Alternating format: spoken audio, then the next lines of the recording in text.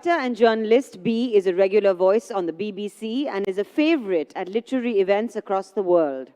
Her latest book, In Search of Mary, inspired by the life of the first feminist Mary Wollstonecraft, has won UK's Real Life Reads and made the Independent's Best Biographies list.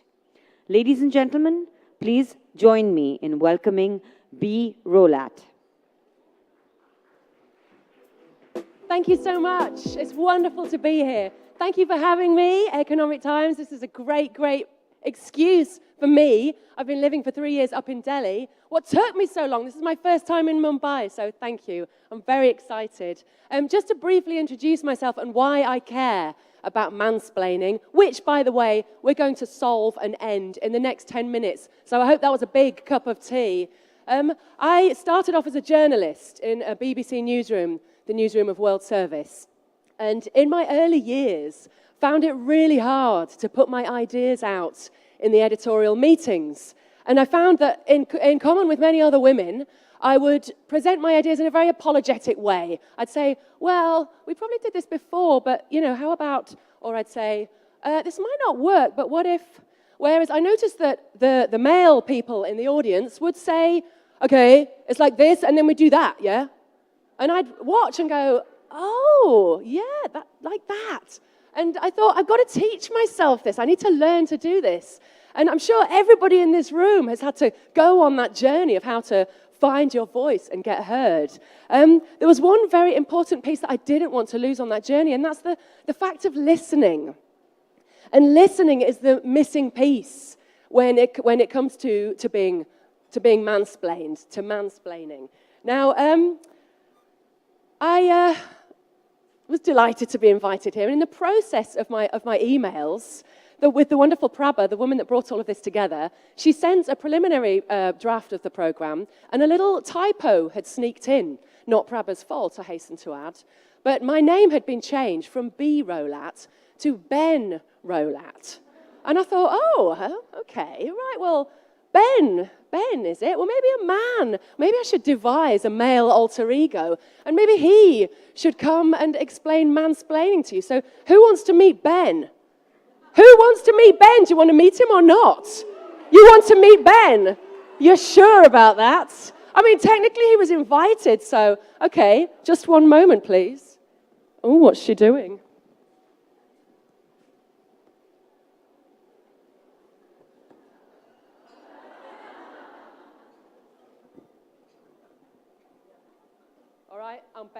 I'm Ben.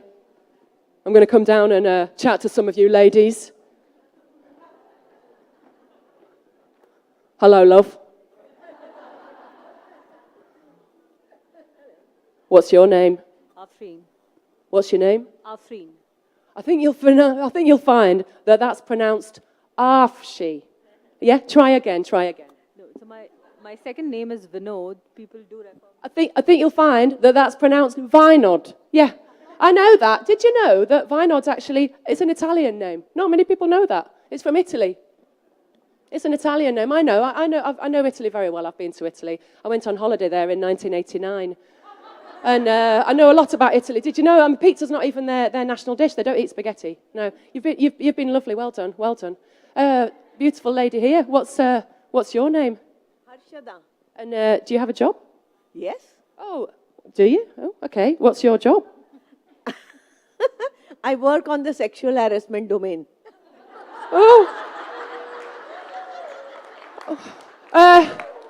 Nice meeting you. Right. You're a beautiful lady. Yes. What's your name? Pankti. Pankti. You're a beautiful girl. You don't need a job. Give her a little clap. She can get married instead. Oh, isn't she lovely? She's lovely. And where are you from? From Bangalore. Bangalore. I think you'll find it's pronounced Bangalore. I think you'll find that's the right way. And if you know anything about it, there's one thing you should know. It's a small town just outside Harrogate in West Yorkshire. I know it really well. My uncle used to live there. You probably know him. He knows the guy who ran the paper shop next to the garage. Andrew, do you know him? You don't know him? I don't think she's really from Bangalore.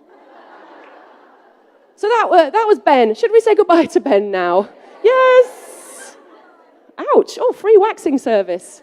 Oh, she misses Ben, you traitor. Anyway, back to business. A very quick history class. So that was mansplaining, basically. You don't listen. You tell people you get it wrong. You tell people what you think they know. I'm just going to pop my little tash over here if anyone wants to borrow it. A brief history of mansplaining. The experience that my very collaborative friends just underwent has been around since time immemorial. This is nothing new. But finally, there's a name for it. And this is quite recent, actually. So in 2008, it was the brilliant writer Rebecca Solnit who wrote a piece in the LA Times called Men Who Explain Things. It relates the story where she went to a party and a man came and literally explained her own book to her. And that was the subsequent article.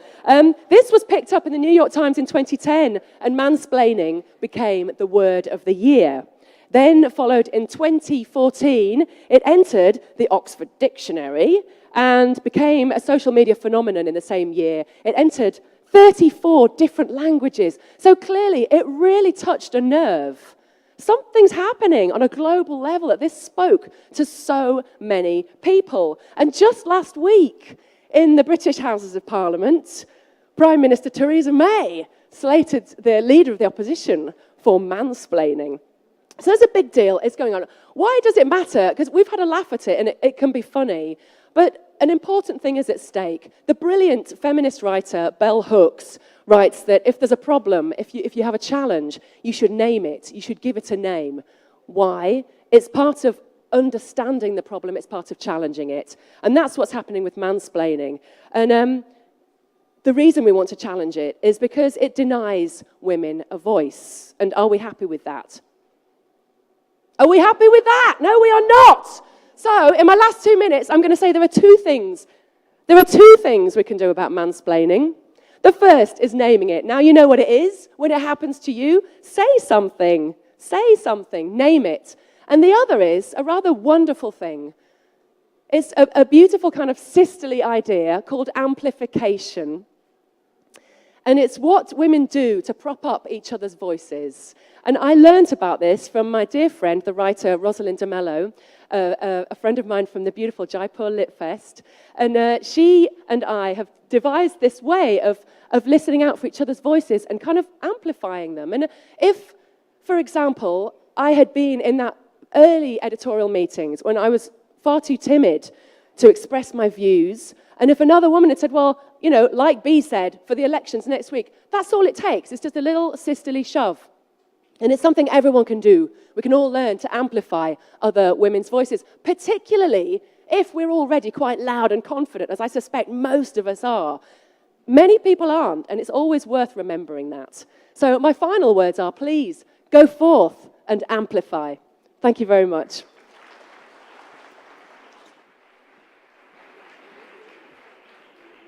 Thank you to Bea and Ben Rowlatt. Our next session is Gender and Pay Toward Greater Parity.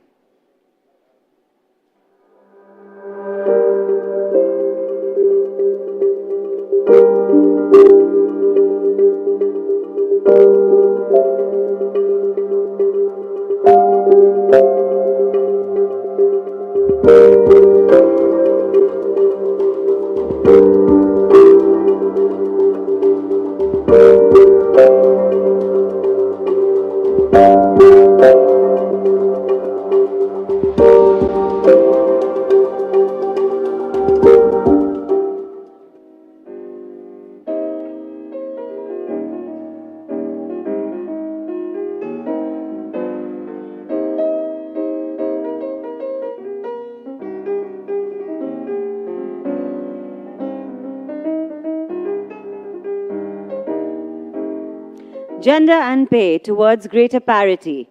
To moderate this session, please welcome on stage Anjana Menon, CEO and founder of Content Pixies. Welcome, Anjana.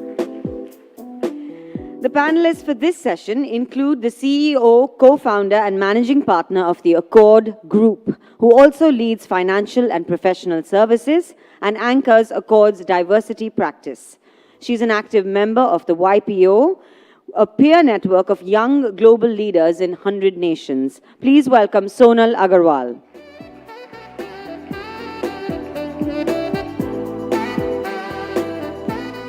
Next up, someone who is responsible for the overall business operations and product development activities for Adobe Systems India. He leads R&D initiatives across global centers focused on innovation and product development in the creative marketing and document cloud business lines. He is Shanmugh Natarajan.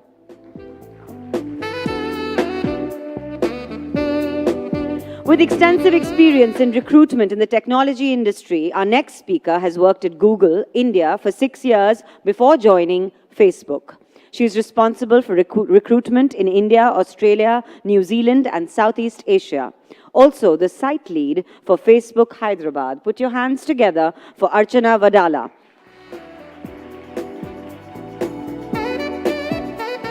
And our final panelist for this session is the CEO and Managing Director of Mindtree, a global information technology consulting firm.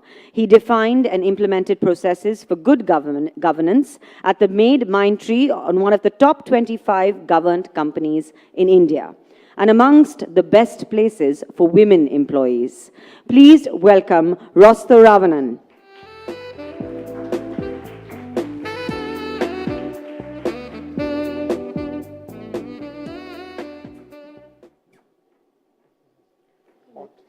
Thank you all for joining me. Sonal, I'm going to start with you, women first. You're in the business of hiring. And a lot of the gender discrimination is built into the hiring process with the kind of questions we ask.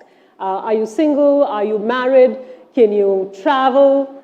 How do you minimize this? And is it really practically possible to minimize this? Isn't this the demand that companies make when they tell you, hire for us? We need to find out all of these things about this woman that you're going to hire. So I'm going to say that in 25 years of executive search, we've never been told that I want to find a woman for the job because she's cheaper or anything like that. People are aware of diversity numbers, so they talk about increasing women into their teams. But for the most part, they don't see the gender pay gap at all. What you're talking about in terms of inbuilt discrimination absolutely exists. We do in India certainly ask about, if we ask personal questions about family situations and ability to travel because of the assumptions we make. However, in most countries, or in many countries, developing countries, you're not actually allowed to ask these questions, and if you do, you get sued almost immediately. And for example, in the US at the moment, there is legislation being passed state by state that you cannot even ask about your existing pay levels because that forms a basis of discrimination for your next pay. So the other thing I think that companies can do in the hiring process is recognize that women are difficult to hire. Most of us have fairly carefully balanced ecosystems in terms of how we make things work, because of course we all do 7 jobs, right? If you don't push, if your hiring manager wants to hire in a hurry and you're not pushing to include or to improve some of the metrics or the behavior that you want to inculcate and pushing it on to your headhunter, you're not going to see the right results. So have that conversation. Have, for example, something as small as gender-neutral job descriptions. That just doesn't exist today. This is no word. It's either he or she. And you can't say it, must, whatever. Fair enough.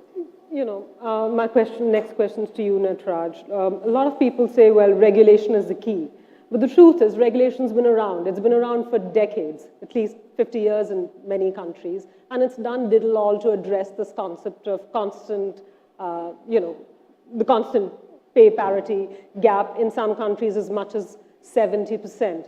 So how do you make sure that something works in favor of closing that gap, and a lot sooner than the estimated 100 years? Yeah, no, I think it's all the stuff which has happened, especially in the technology industry, which Adobe is part of. The spotlight all came up in the last couple of years, whether with the rest of the companies, whether it's the Uber incidents or the Google incidents and whatnot. And I'm happy the spotlight has come on for all of us to reflect on it. And just from a pay parity, I don't think regulation alone, the government intervention alone is going to solve a lot of it. It has to come from leadership within. Even for myself, she was saying, a few years ago, I was probably more of a gender neutral person, and I wanted to, and now I would call myself a gender sensitive person in terms of accommodating a lot of the things which comes with diversity. And so pay parity is one of the causes which leadership has to believe in and push for it. And in Adobe, we are very happy to say we have, last year we were at 96 to 100 in terms of women to men, and this year, January, we were able to get to 100. And just as a cautionary tale on that one, pay is such a unique thing that it is not easy to evaluate and get to 100. It's not a pure mathematical number. So it is tough to get, but we have to publicize it. We have to take ownership for it. And other than regulation, it has to come through from leadership with it. Ross, I'm going to stick to this idea of governments and regulation because people generally tend to blame governments or say the government isn't doing enough. You know, there isn't enough regulation. Now, some countries like Norway have policies where they do pay for childcare. They have, fee that they pay fathers for paternity leave and care. In a country like India, that's not likely to work or be really possible, given a range of factors. What's really possible and workable when you want women who tend to often drop out because they have care responsibilities that they tend to prioritize? I think this old saying that you can't legislate common sense, so to that extent I think is there. And as somebody who runs a business, it's really scary to get more regulation. Many of us are over-regulated already. But jokes apart, I think I pick from Sonal's comment. I think a few things can be better from a regulations perspective. Like she pointed out, there are countries, there are states within the US, for example, where you can't ask for the current salary. So that's one thing that the government can do. But I think there are two other things that will also help the problem. The companies can do a few things, which is, for example, to say, I will assign pay by roles. In an organization, you are in finance department, marketing department, or if you work in a technology company, you're a programmer, etc., and have roles that are linked to, pay that is linked to roles, and it doesn't matter whether you're a man or a woman playing that role. Then that's one way to drive parity at a company level. But there's a third dimension to this as well, because ultimately it does affect the individual. The person who's affected by it could also do one thing that can also further the cause. If it's a lady applying for a job to a company, she can ask, you are offering me this pay, where does that put me in the median of everybody else in that role in the organization? Or if you are an existing person in the organization and your boss is giving you an increment letter, you could also ask the question saying that where does this put me in the median for the others who play this role within the organization. That also then provokes a discussion, and hopefully all of these working together drives the change in the direction that we want to take it to. And I would like to add one more point to this. For all the executives in the audience, right, you're going to get some angst from the men also in terms of is merit now going to play a second fiddle if we go too much with diversity and whatnot. And I really don't think so. Even in corporate boardrooms to individual management teams and whatnot, a very monolithic, non-diverse thinking, and diversity is going to come from not only from gender, from sexual orientation to race to whatnot kind of a thing. I think having a very diverse view, and we were just talking with Rosto backstage, having a very diverse team makes the getting to the decision very, very difficult, but you get a better decision out of it, and that's exactly how you put it. So you are going to get some angst, and I just wanted to highlight some of the things which we are going through as a company as we transition through all of this, where we have to educate the men and the women have to stand up for a lot of this stuff also. So those are the things. Okay, I'm just going to do a quick test with the audience here. How many women in this audience have at some point experienced this phenomenon where they ask for something and they're vociferous about it, and they're either told or, it's indicated to them that they're difficult or they're hard or they're too demanding? That was a loaded question. This is just so. This is taking off from what you have to say, Aristo. Because my next question to you is this, Arshan. A lot of women hesitate to ask. They may say, "Give me a better job," but when it comes to say, "Hey, can you pay me a little more for the job?" they hesitate. what's a great way of asking this? Because you're in HR and you're negotiating this all the time without being told you're pushy, you're difficult, you're miserable, because it's a label. And, you know, a lot of people are better off without it. Men are never told the same, by the way. Oh, that's No. Often they're told he knows his mind. A woman is pushy. Absolutely. You know, a few years ago when I was negotiating an offer, I was actually not negotiating. I was really happy with what came my way. And then before I just signed up, I asked 4 of my mentors. All of them asked me to negotiate. And guess what? I negotiated, got a better offer, right? And I think the question is, if you're not sure and if you think it's not fair, as a potential employee or as a candidate, don't take it. Ask for it. If you don't know how to ask for help. I would say ask for Rajan this morning made a point about sponsor, right? Find a sponsor, find a mentor, find a coach, but find your voice more importantly. And the other thing that I would say is don't be intimidated if somebody calls you pushy, right? And that's fine. It's they calling their perception. Don't be intimidated.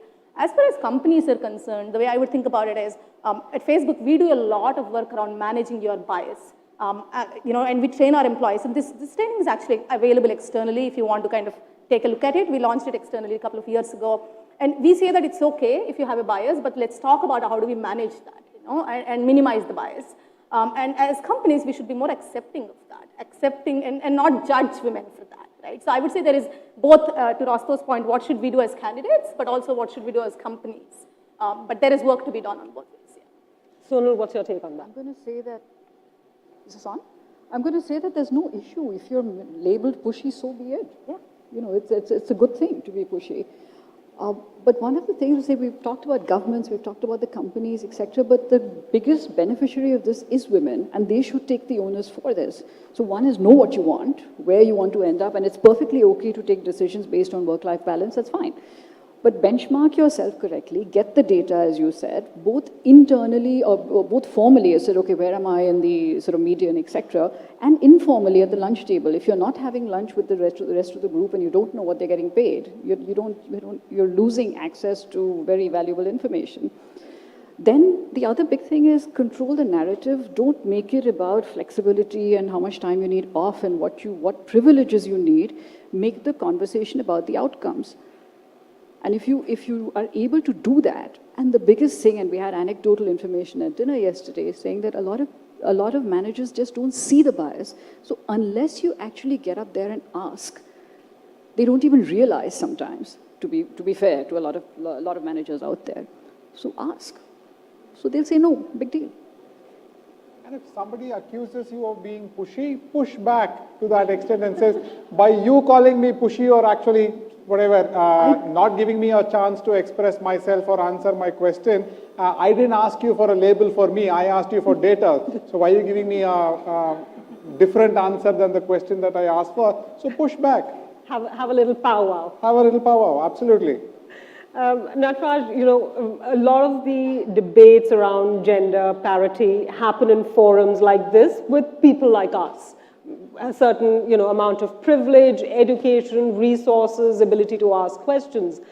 But a lot of the discrimination is happening at the grassroots level where women, be they farm labor or in the, you know, unorganized sector, often don't get paid or get paid very little, aside of, say, you know, an odd government scheme like Manrega. So what is the solution for people like that, who don't really have a voice, who are up against patriarchy and a lot of other societal issues, and still have to work? No, I think unfortunately, it's going to be even multiple decades of having to fix that. The government is definitely doing a lot of the things, like the programs which you mentioned.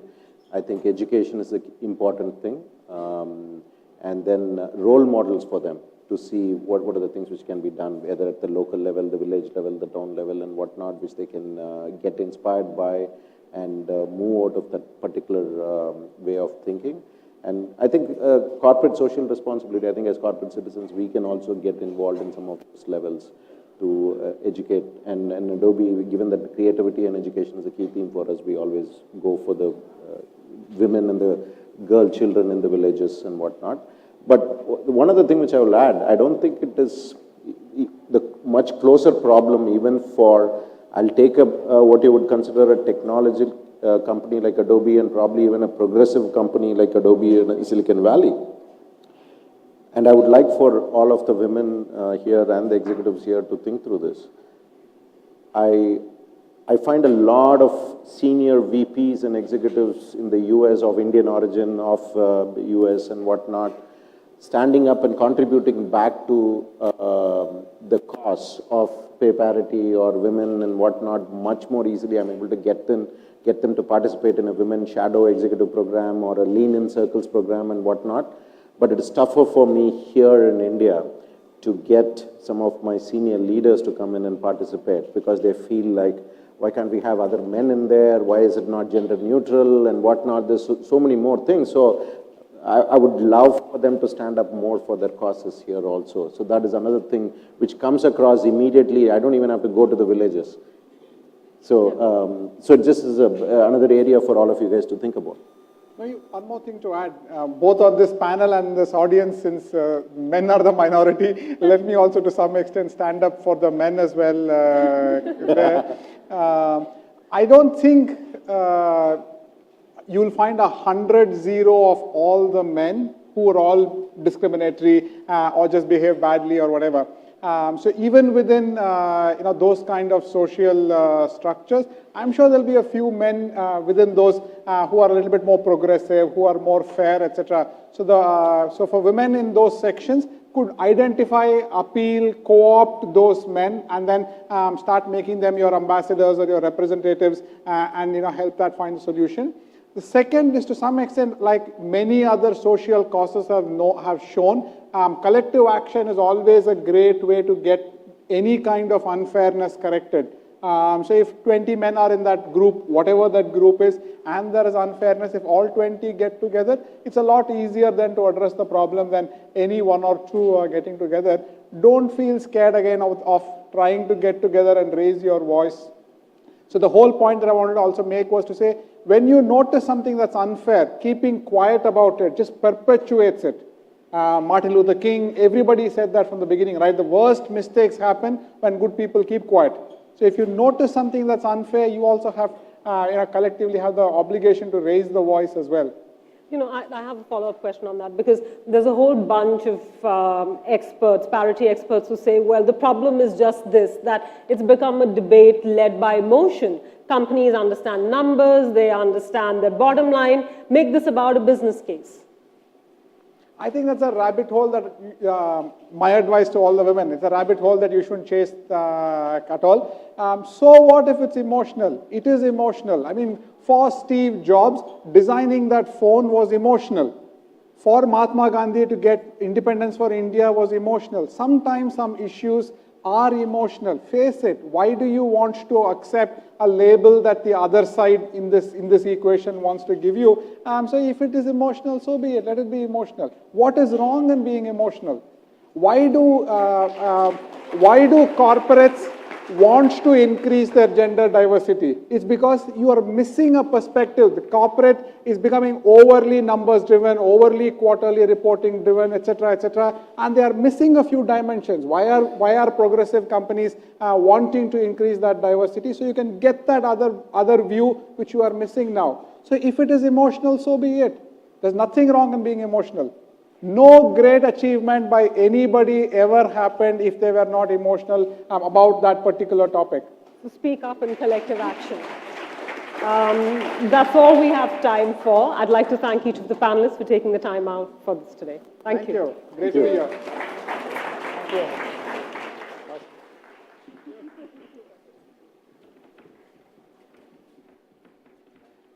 Thank you. Thank you, panelists, for that invigorating discussion. It's okay to be emotional, not exhausted.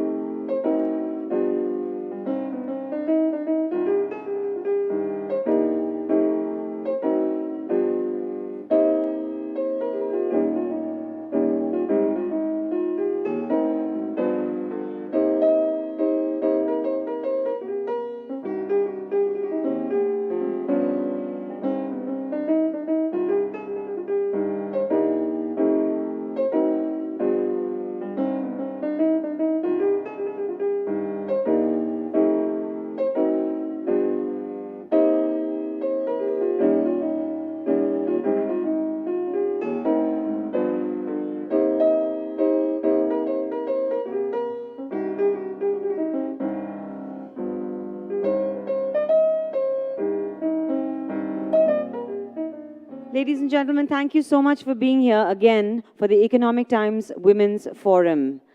Our next session, the economic impact of women in the workforce. For this, I'd like to invite Anki Das, Director, Public Policy at Facebook India, Central Asia and South Asia, who will be in conversation with Avan Dubash, anchor ET Now. Please join me in welcoming them both on stage.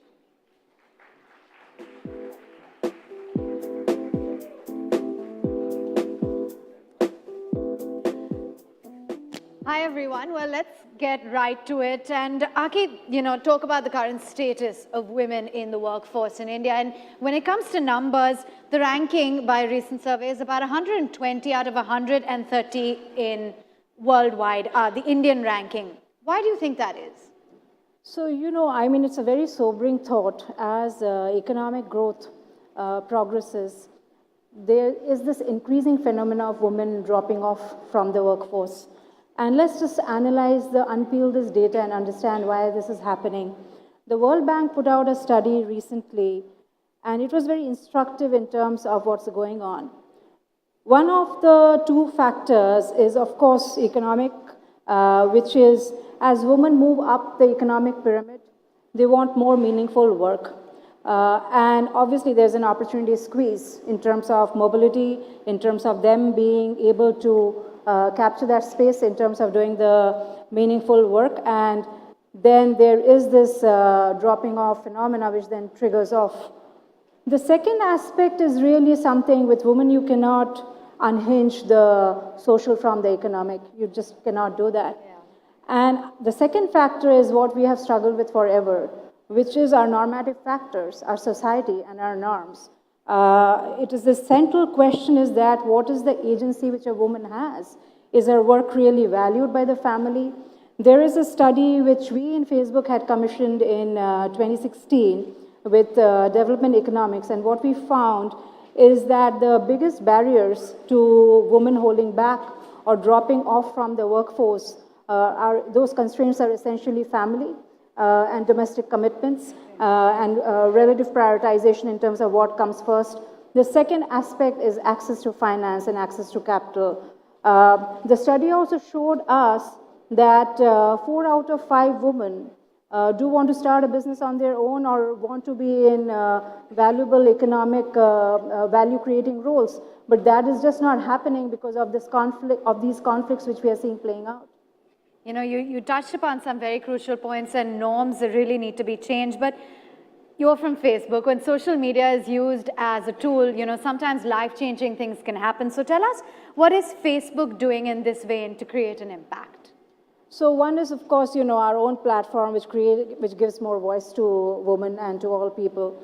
That in itself is a big effort which we put in every day to make the platform more relevant and be available in multiple Indian languages. In addition to that, there are some very specific, India-specific programs which we are invested in for the long term. So the first thing which I do want to talk about is that looking at the data and looking at, again, where SME is fueling a lot of the economic growth and productivity in our country, we've invested in a national program of She Means Business. The program essentially involves in working with small and medium entrepreneurs to help them build successful business and access global markets via Facebook and build their own brand recognition.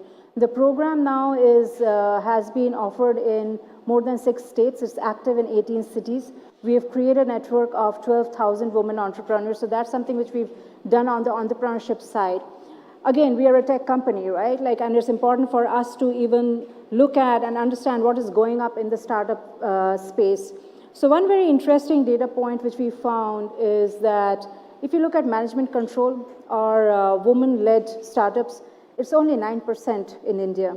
In 2015, about $5 billion of investment came into the startup ecosystem. Guess the number of investments women-led startups got? An anemic $168 million. So you can see the mismatch, right, in terms of what the inflow is and what is the share which women have. The barriers there, again, this is a network play, and also mentorship is key here. So what we did is that we started this program which is called She Leads Tech. 8 months into the program, we've had 100 women-led startups join it, and they have access to Facebook FB Start tools, as well as they get publicity on the platform of their businesses and their websites, plus access to this peer community and mentorship, which is key. There is this other program which we started, which is only recent, which started earlier this year, which really looks at Code for the Next Billion, as to how do you code in order to create solutions for people at the bottom of the pyramid.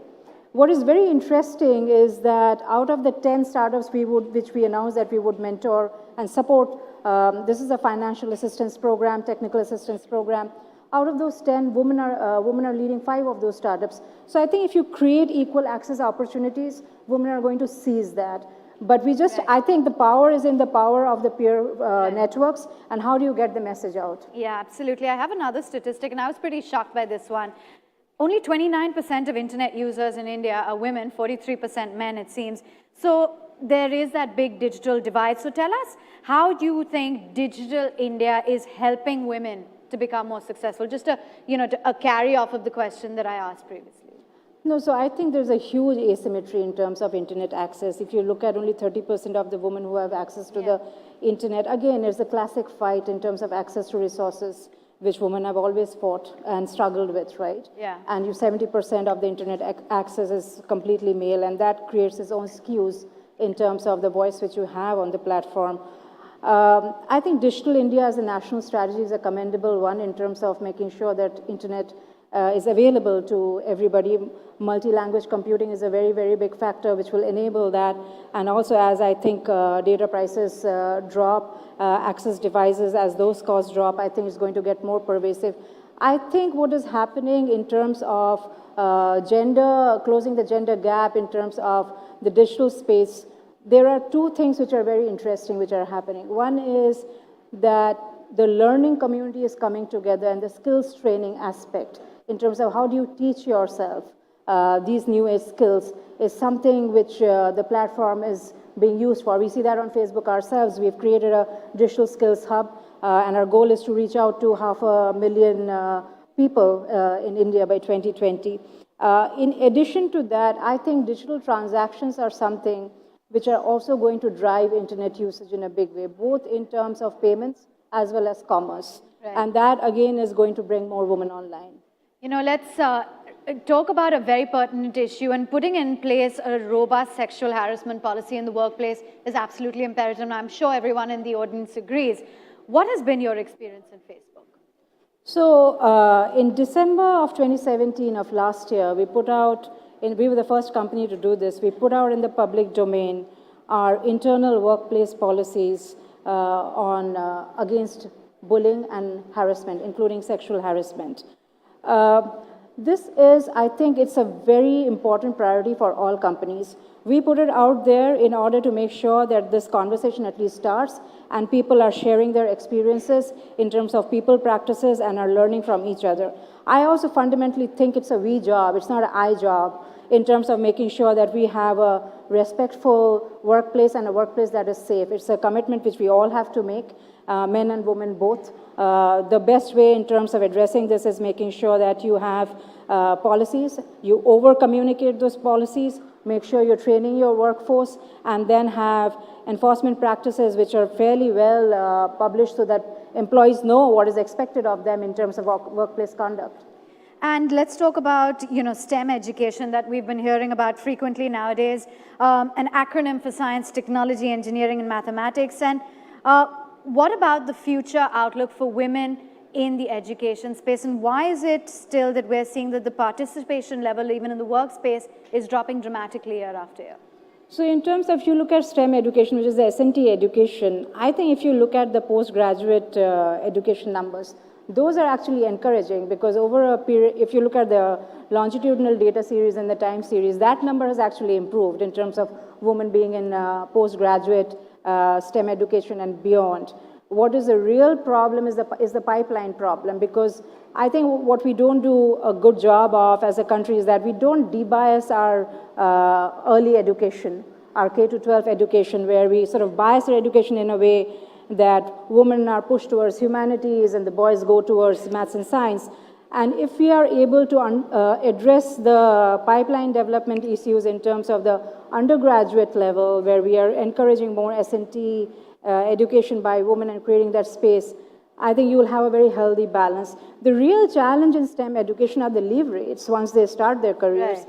What we've seen is that year 10, and this is universal, this is happening here, it's happening in China and in the Greater China region as well, that year 10 is the peak, you'll have peak leave rates when women leave. Again, issues the same, lack of sponsorship, mentoring, executive commitment, etc. And in India, what is also very interesting is that in year 1, end of year 1, we are also seeing a trend that women take these leave decisions from the S&T field, which again is not a very healthy sign, and we really need to address it. Thank you so much, Aki, for taking time out and giving us an insight into women in the workforce and the changes that need to be implemented. Thank you all. Thank you.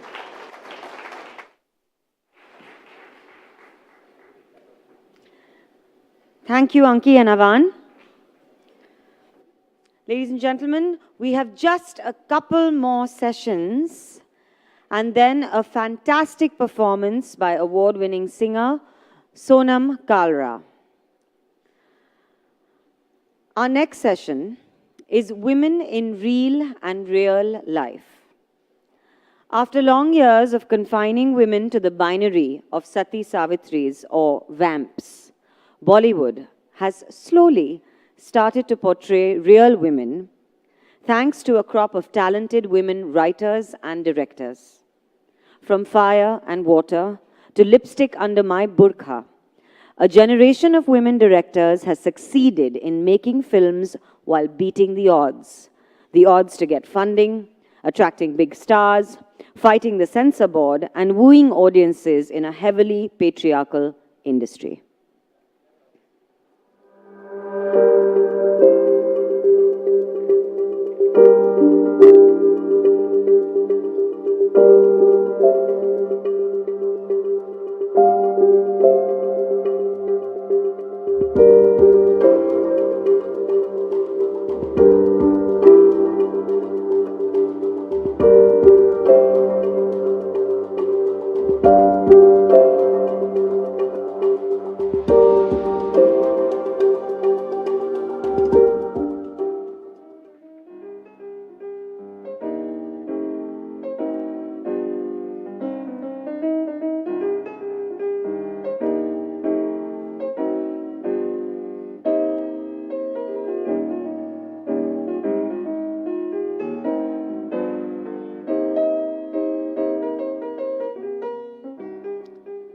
To moderate this session on women in real and real life, please welcome my mother, director and actor who has acted in over 50 films and won several awards for her plays and films in national and international festivals, Lilette Dubey.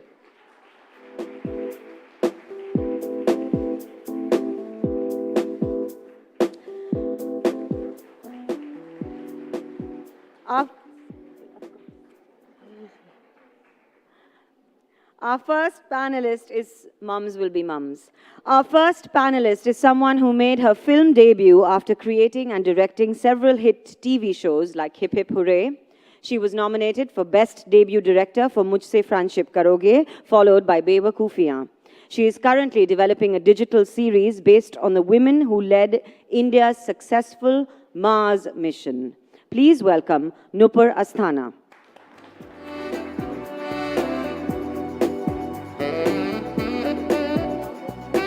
Our next panelist is an award-winning feature film director and screenwriter who has written and directed 2 features, Turning 30 and the inimitable Lipstick Under My Burqa, which has won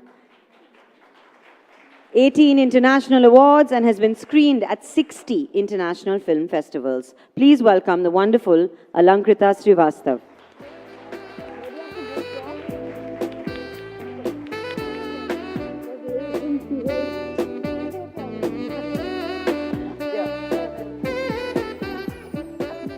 She moved from a successful career in advertising to direct Nil Batte Sannata in 2016, which won her the coveted Filmfare Award for Best Debut Director. She followed that up with another box office hit, Bareli Ki Barfi, in 2017, consolidating her reputation as a young woman director to be reckoned with. Put your hands together for Ashwini Iyer.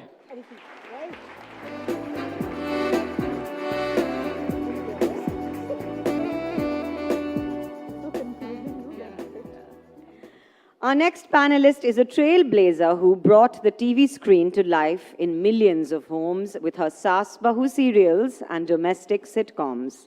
She has delivered many hit entertainment soaps over the years before moving into Bollywood production in 2001. Her latest film is Half Girlfriend, and she is none other than Ekta Kapoor, who will be joining us in a few minutes. Oh, just on time. Welcome, welcome. I thought I would have to, good afternoon, good evening. I thought I would have to do large introductions and generally hold fort till Ekta came, but she's come right on cue like a good girl. So I don't think I need to introduce this lovely panel. Thank you very much. They are women who have made their mark in an industry where, because I have been part of it, I can tell you, is a very, very tough industry to break through. Ekta, of course, has been remarkable. She's straddled television, she's straddled film. And I was just thinking, actually, that your films are especially remarkable because you've tried some very difficult subjects which are normally in the male domain, you know, Mission Istanbul, Shootout at Lokhandwala. So people normally feel, and of course it is true that when women get a chance to tell stories, we do need to use the female gaze. We need to tell stories about women because if we don't, who will? So in that sense, it is true that we should all be doing what you guys are doing wonderfully well. But you also have broken into a different kind of field which is supposed to be very much a male domain, the action thriller domain, isn't it? So now I am going to I realize 25 minutes is really very little. It's barely the tip of the iceberg to talk about anything. So they have discussed real to real life, which is something that I think we're all very familiar with, that, you know, how much are women really portrayed in films the way they are. I was thinking in the morning, is it because a couple of decades ago, women were intrinsically different as well, and so naturally the portrayals followed what they were like, more like, say, our grandmother's generations, my grandmother's generations, you're at least 2-3 generations smaller. So maybe it was a portrayal also of things as they were, because, you know, obviously art reflects what is actually happening around us in life. And maybe some of that is because things are changing, times are changing, you know, morality is assessed in a different way, sexual mores are different, women out there working are completely different. So everything has changed, you know, and it is a reflection of that as well. But having said that, how much, now this is, I'm going to just throw some thoughts out there, and I would love you all to discuss it amongst yourselves, because I'm supposed to be only the moderator, not start giving my opinions, which is that, one, how much do you think today films really reflect women as they truly are in life? Number two, is the female gaze very important when you're a woman director, producer, writer? Because it gives a certain slant to what is around us, and is funding for such films very difficult. You know, this is also about economics. That's why we're in the economic forum. How difficult is it to raise money being a woman, telling women's stories? Do they feel that women directors and writers don't really straddle the male-dominated mass sort of audience, and they don't understand it, so they don't. Ekta would have some interesting things to say on that. And how important are awards, because a lot of these independent films that you guys have made are very, very good. They've won a lot of acclaim. Does that help you to get funding for the next film that you want to do, which might be a bigger commercial film? and how do young aspiring directors, writers and producers really break into this business. So I'm going to start with Ekta, since she's come late, so we'll start with her. Ekta, these are some of the thoughts I had, and you can of course expound and talk about any other aspect that you'd like to. I think films are films, they're like, I don't really have to get very gender specific. I mean, a Deepika Padukone goes and does a Padmavati and she helms the cast and the film is financially viable and at that budget. I think we somewhere create the mindset ourselves, We have an industry that works on old formulas. This is that type of film. It will do well if it has that elements in it. Those elements have changed, we have changed, generations have changed, everything has changed. So if we pick up a lipstick, I mean, everyone, we didn't get theatres in the first week. We were told that there's no chance this movie will open. There's an age group, at least young ladki hoti to picture khulti. Ratna Pathak Shah, kon ko dekhne kon aayega? I said, aise mere bahut sare dost hai jo dekhna chahte hain. And we actually opened pretty well. Yeah. We didn't spend on television promotion. We said, there's no need. We can do digital promotion, made it into a sort of a movement. And we found smart ways to work around it. So economics is nothing but keeping your budget tight and then actually working around things to make it happen. And it did. It is probably one of the most successful films in its ROI, And I sometimes feel there are too many thought processes that we try to analyze. There's the male gaze and the female gaze, and when a woman director is looking at something, she'll look at it differently.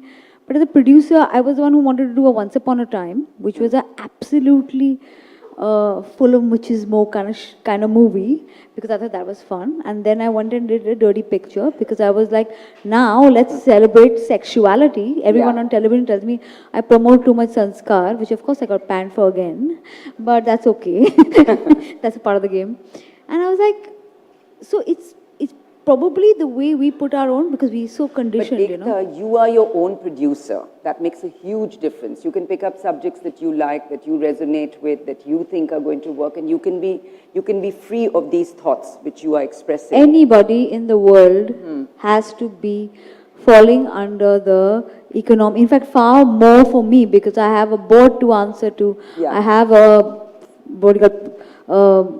my shareholders that question me when I do films. So I think it's for everyone. To get funding is very tough, but if you have a script, people fund you, Would you like to say something? I just wanted to talk about the first thing that you said, that the changing portrayal of women in cinema now. So I am of the firm belief that there's a reason that women have not had enough speaking parts. They've often been stereotyped in sort of boxes. And it definitely has to do with the fact that though we are 50% of the population, storytelling was completely controlled by men for decades and decades. There were hardly any women who were behind the camera. So I think that it is really, really important, and I feel that kind of representation really does alter content, and I don't think there's any sort of running away from it, because if that was the case, considering that not enough women were part of the film industry in terms of being behind the camera, then we would still have had parity in terms of the kinds of films being made. But obviously that means, so there is a direct sort of connection. We haven't had many female directors. We haven't had, I know hardly any DOPs who are women. Yeah. There are very few writers also. Now there are more, but I'm saying 10 years ago. So certainly the representation was very, very, very, very skewed. Yeah, and I do, so like I said, I feel like there's a direct connection, and I also do believe there is, I think the gaze in cinema in India has definitely been very male because of all these reasons, and it doesn't mean that every woman who makes a film has to have a very strongly feminine or female gaze. But it just means that when there are enough women also behind the camera, overall the cultural dynamics of what is being portrayed on screen is sort of going to change. And I don't think we can deny, the gaze either, because it is often very, very different. And of course, a lot of men who can be very, very sensitive in terms of portrayal of women. So it's not necessarily to do with, your biological sex in that sense. But at the same time, that can't be an argument for not having equal representation of, women behind the camera. Yeah. What about you, Ashwini? I have kind of a little different take, is because with the changing, who are we talking cinema to?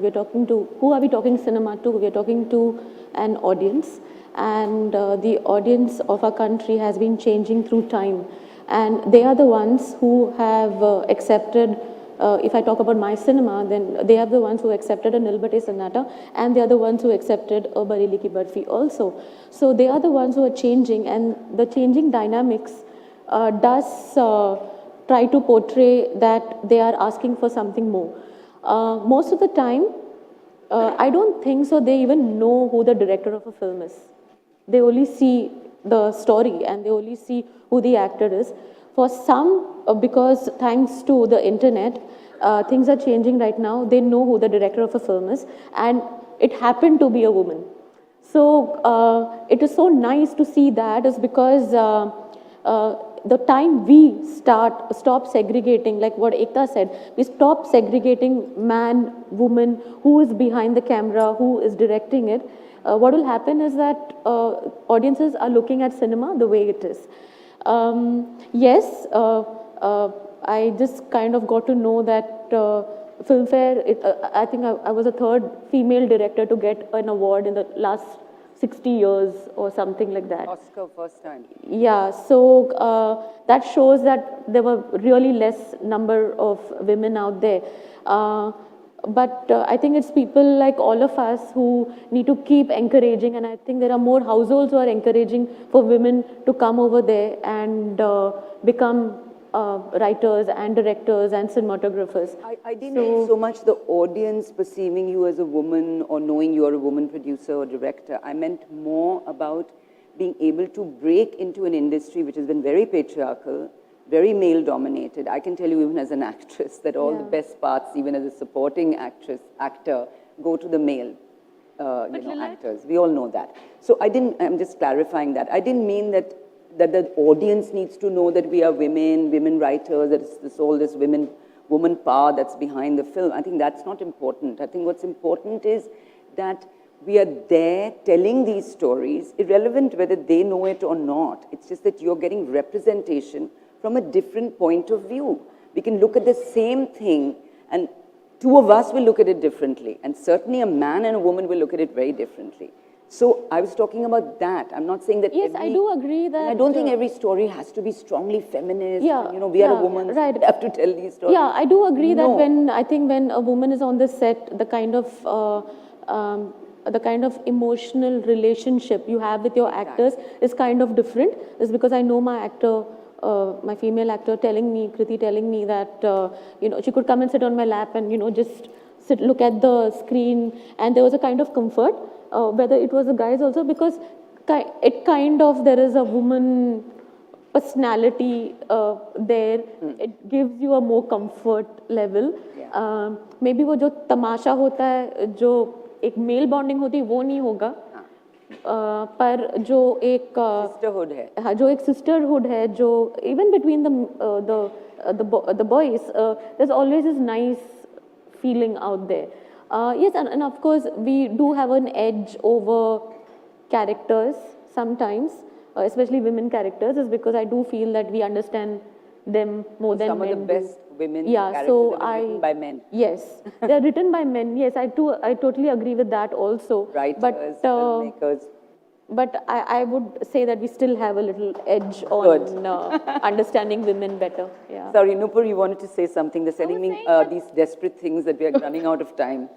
I think that there's a point that Ekta makes here which is very relevant, is that we need to aim towards a humanist point of view and seeing characters and people as really people and human beings before they're men or women.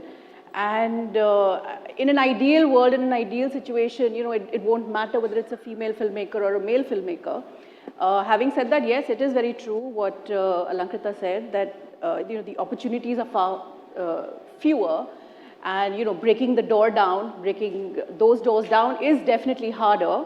But mindsets are changing and times are changing, so of course there are women directors who are, and the thing is that more women hire women. Like if you walk into Balaji today, there are tons and tons of women. I mean, Ekta right now has 3 female directors of hers sitting on this platform. Sure. Yeah. All 3 are her directors.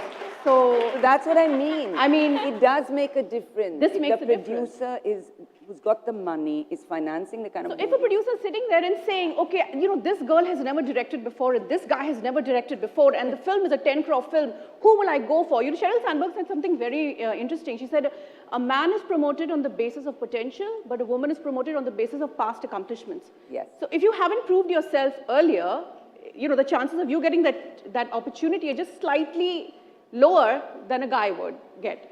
But yeah, I totally agree with, because I think after Bareilly got released, Ekta and I had like. I believe you two are working on 2 projects. Yeah, I'm working with all 3. Yeah. Why not with me? Why have I been ostracized? So I have to still look at you with a female gaze. Please look with whichever gaze you want, but just make sure I get a role.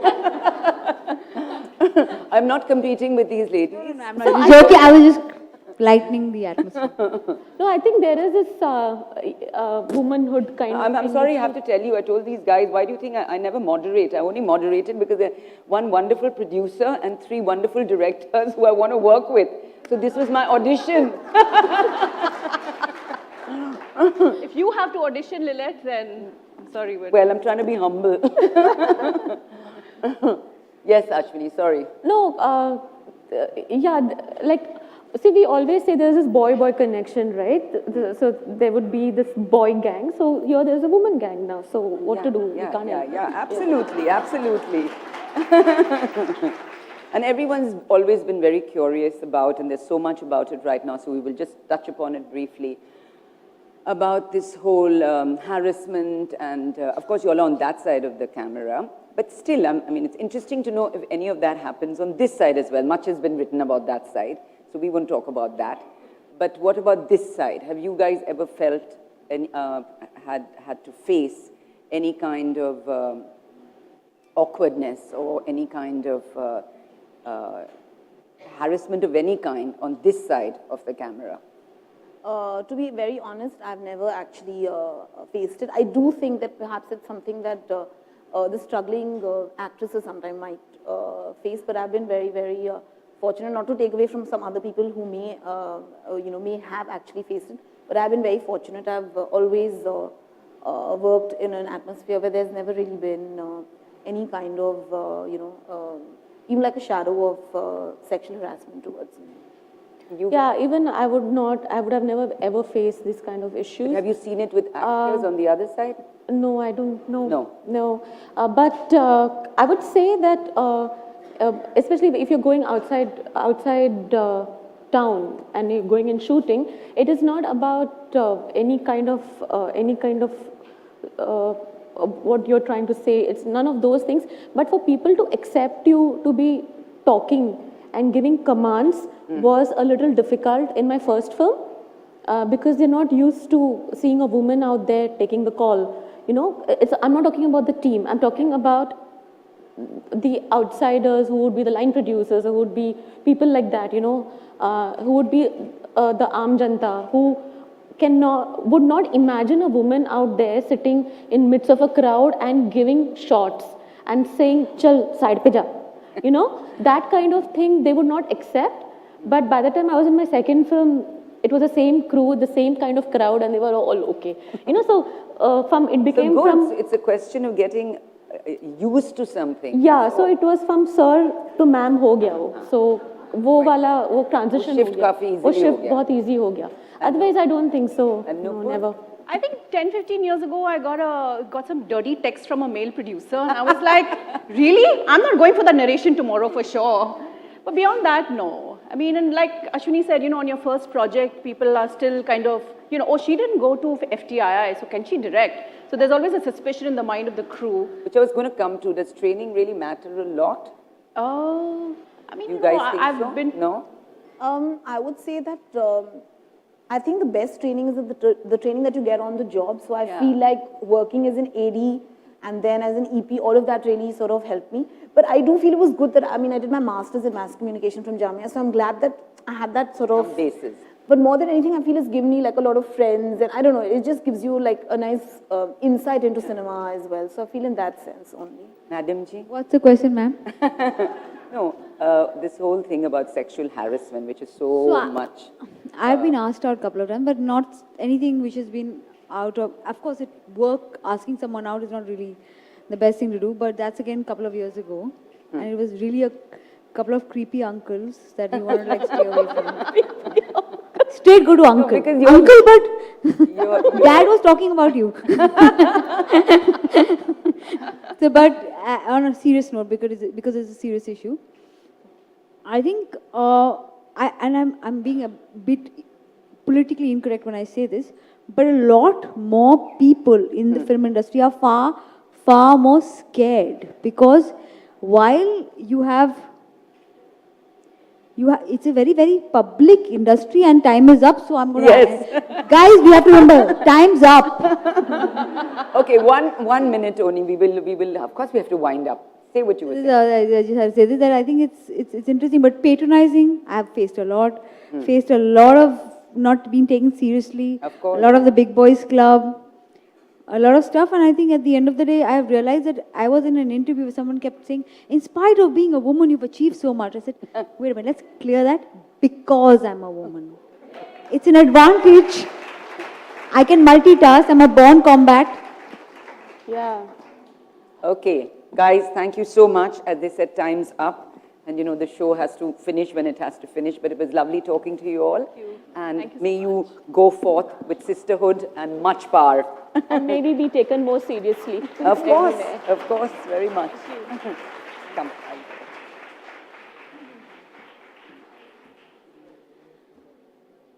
Thank you to all our panelists. Ekta, you can walk down the stage. You can walk wherever you like. Our last session of the day, ladies and gentlemen, is Guts and Glory. The women who are redefining Indian sports.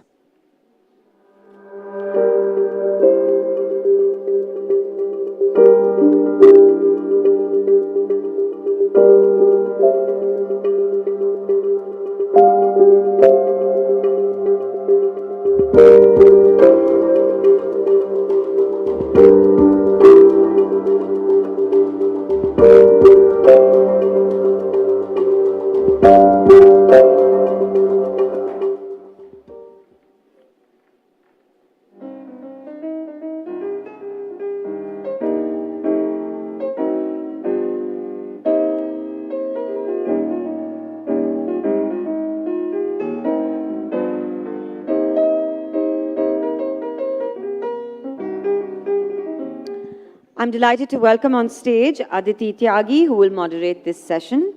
She is a specialist in sports news and a prominent news presenter at international sports events. Hi, Aditi. Welcome. Hi. Thank you very much. Please have a seat. I would now like to welcome on stage co-founder and director of Evolution Sport and the Badminton Gurukul, consisting of 24 training academies across 9 states in India. The reigning Indian national champion in women's doubles and mixed doubles, she is involved with several governing bodies and has organized many badminton events. Let's welcome Supriya Devgan.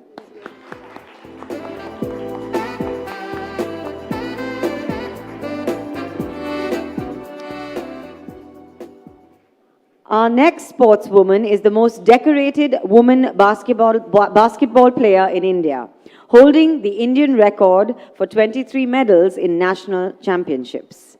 She has represented India in the Commonwealth Games, the Asian Games, and is only the third woman to win the Arjuna Award. May I have a round of applause, please, for Prashanti Singh.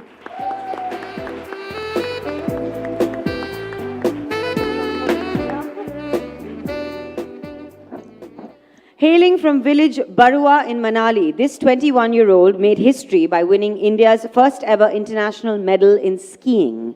She clinched the bronze in the coveted Alpine Eder 3200 Cup in Turkey. Ladies and gentlemen, Achal Thakur.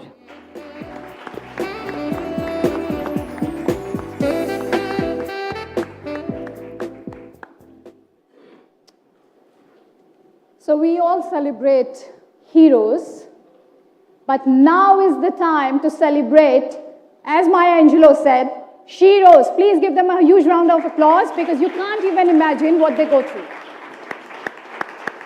And Achal, I'll start with you. And in fact, I remember talking to your International Federation, FIS, 6 months ago, trying my best to convince them about the potential in the Indian market. I remember I couldn't do that 6 months back, but now confident that their perception about the Indian market has changed. So, has life changed for you? Yeah, of course. A strong sense of happiness overtakes you and you make your country proud. And I think, of course, this medal has become a turning point for me and for winter sports in India. And I saw pride in my parents' eyes. And if I talk about my journey, it was not easy at all. I was only 5 years old when I started skiing.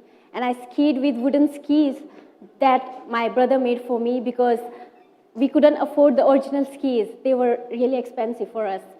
And we used to climb up for hours just to ski down for a minute with those heavy skis on shoulder. And at the age of 11, I had to go to abroad, far away from my parents, to train. And I was a kid, and I used to cry a lot. But I think all those difficulties had made me stronger and helped me to get where I'm today. Prashanti, you are the most decorated basketball player. You are the only third women basketball player to get Arjuna Award. Do you think your success has been celebrated the way as men are celebrated? Not really, because it's been it took almost 25 years of hard work of entire family. Family who has all the players, like all our brothers and sisters. We are players, we are athletes of India, we represent India, and it took 25 years of hard work to get some recognition, some recognition, some appreciation to this level. So it's not the way men are celebrated. Even if you see Maya Moore, the Jackson, these girls are leading basketball players of WNBA, and you will not find their jersey in showrooms. Like you will find the Kobe Bryant, you will find the other players. So it's worldwide. It's just not India, it's worldwide. So you're talking about world, and there are only a handful of women sports administrators around the world, Supriya. And here I would like to quote some data from Women on Board, and the data is shocking because there are only 18% women in boardrooms of 28 international federations assessed.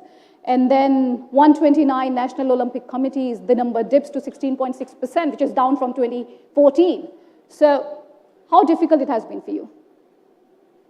So I would say from being a sportswoman to an administrator to being an entrepreneur in the space of sport, I've been living this journey my entire life facing the patriarchy.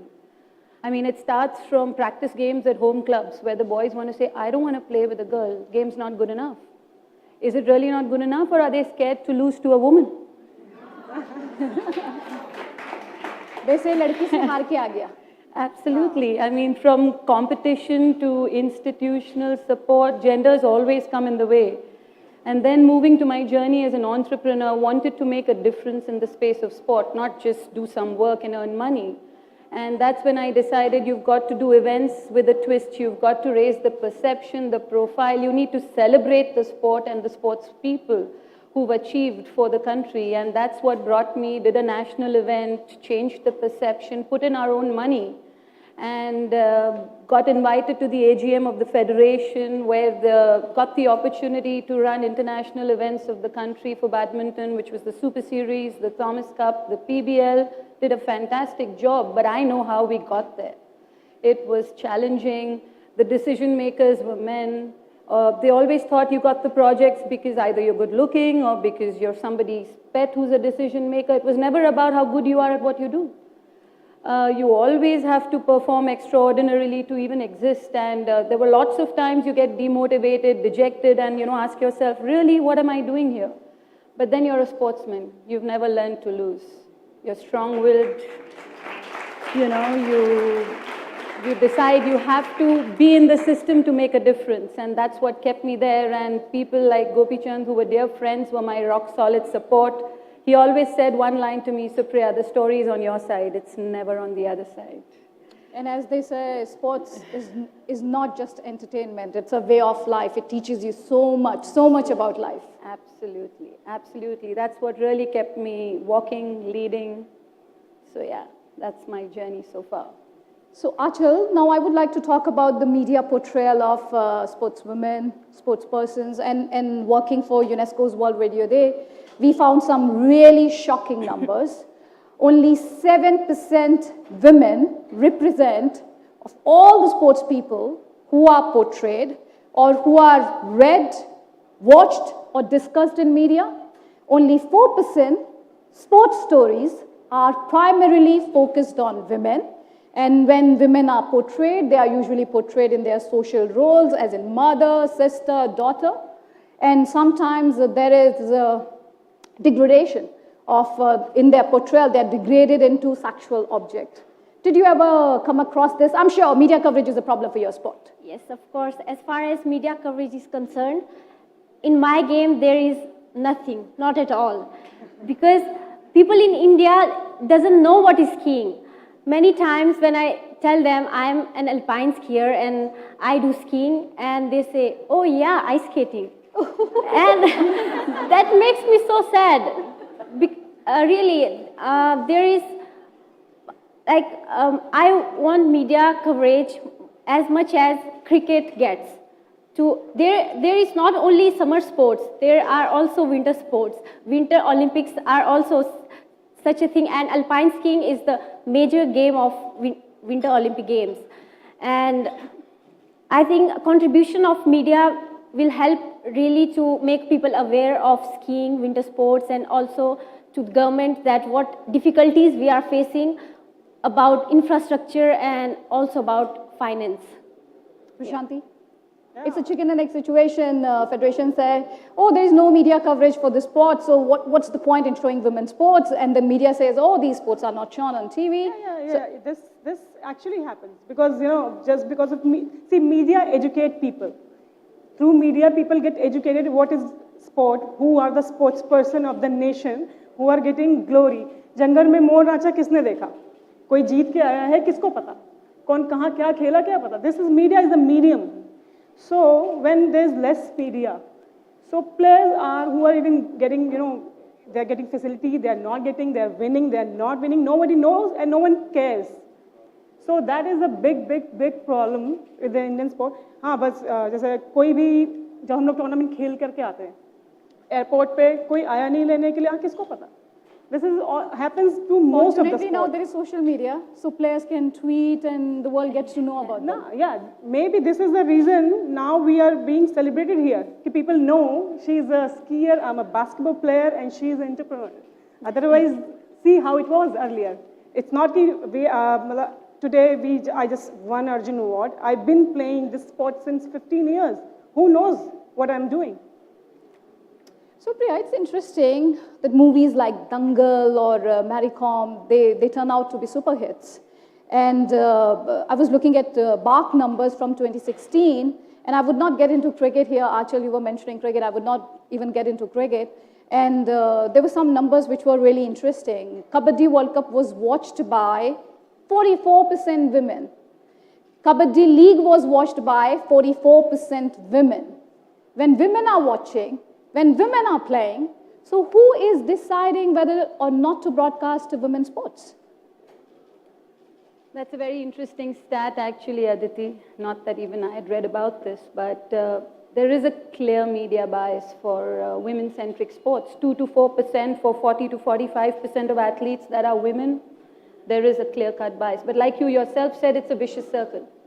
When you speak to media, they say, well, there's not enough, there isn't enough TRP. Like even when we were doing the PBL, we wanted to decide what the format of the tournament should be, the first edition, and we said, can we put in a women's doubles? Can we not? Broadcast partners saying there isn't enough TRP. So the format was decided by the TRP. But where is this TRP coming from? Because 44% women watching Kabaddi, I'm not even talking about cricket. You can imagine how much would be there. I agree. Like I said, vicious circle. Sponsor doesn't want to put in money because there isn't enough media coverage. Media doesn't want to cover because there isn't enough money. Where does this end, you know? Somebody has to be the first. Everybody cannot be the first to be the second. You know, everybody, when you win medals, everyone wants to invest money. How about investing money to bring the medals? You know, that's where it starts. And I mean, I'm fortunate to be sitting in a forum like this where I have a voice, and I believe there are a lot of media decision makers, stakeholders sitting right here. So I think it's time to make a plea. Let's be the first. Help us. So Achal, now I want to talk about gender pay gap. And there is this Global Sports Salary Survey 2017, which says that among top 100 professional players, men earn 24% more than women. Forbes' list of top 100 highest paid athletes has only one woman player, that's Serena Williams. And that too because she plays a sport which pays equal amount, equal award money for Grand Slams.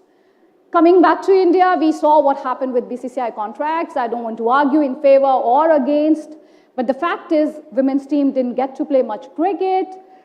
Their games when they were in South Africa and rewriting history books at the same time when the men's team was doing that, most of the games were not even broadcast. So how big is this issue of pay gap? I'm sure it's very big, and how can it be addressed? Yes.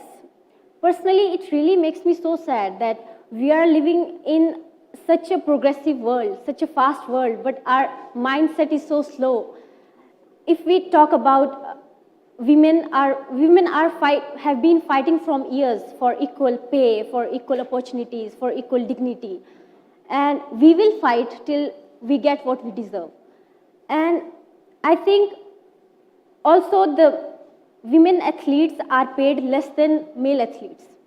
And for this, we all have to come together, not as a city or a country, but as a people of whole world to support all the women and girls everywhere. That can help. Prashanti, just to throw another stat, FIFA Women's World Cup 3 years back, they got $15 million prize money. And you know how much is the prize money in Russia for the upcoming edition? $400 million. So the gap is so big. It's not about men and women. It's about equal opportunity, equal facility, equal dignity, isn't it? Yes, it is actually. If you talk about Indian basketball, so I will say that there are 30 teams or employers who employ male team or male players. So basketball, like 12 players is one team. So it's like almost 360 players, male players are running the show, whereas in women section there's 7 teams. Or maybe more, like if we pull 8 teams. Total is like number is almost 100 players.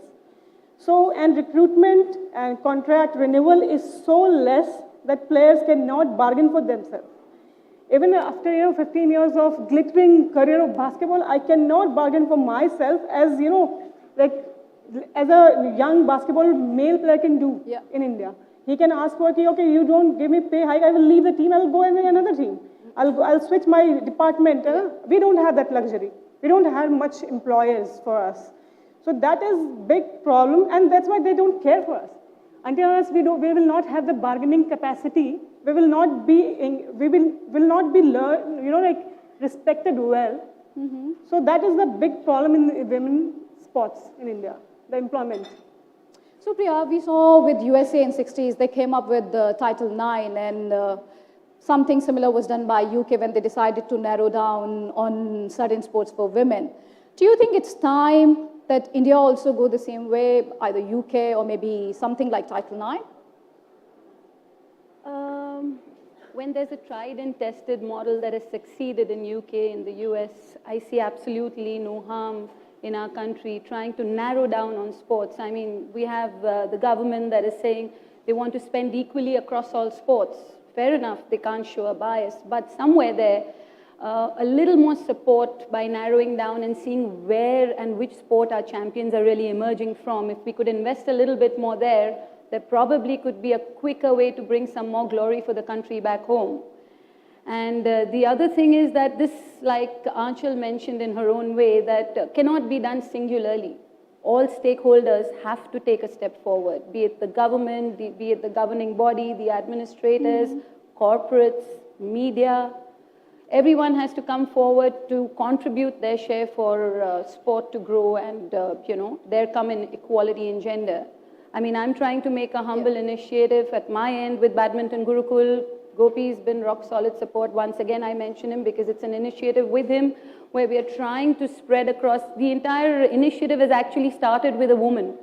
Aparna Popat, 9-time national champion, looking to switch jobs between Indian Oil, wanting to come back and contribute back to the sport. We say, how do we spread Gopi's learnings across the country? And that's when Badminton Gurukul really started. We have about 30 centers now across the country, and half the expert panel, where there's a second win career for them, are women. We're hiring women coaches at all our centers. So, you need the spread, not just at player level. You need it at the administration level. You need representation of women at coach level, technician level, expert level, and that's what we're really trying to do. Prashant, the IOC is talking about gender equality. They are going to give 48.8% representation at Tokyo Games. Commonwealth Games Federation saying these are the most gender equal sports because they have kept the equal medal events for women for the first time. In India, are we even thinking about it? Forget about taking the steps? Not really. See, we can be first one in the whole world, first country to do that. Because, there have been plans, there have been policies to support the women athlete and women in India. But, to execute it to the ground level, it is tough. It is tough. Yeah. So, if you want to do something really good, you have to be really tough on the people. Tough with the system. It cannot be in a requesting manner. It has to be forced. It has to be forced. There has to be a seat that it goes to women or it's lapsed. So thank you very much, you champions, for these great insights. And before I wrap up, I want to tell you, ask all of you, next time when your son or your brother or your friend loses to a woman player, please don't joke. Or please don't tell him, ladki se haar ke aa gaya. Next time he loses, please tell him, you lost to a better player. Thank you very much.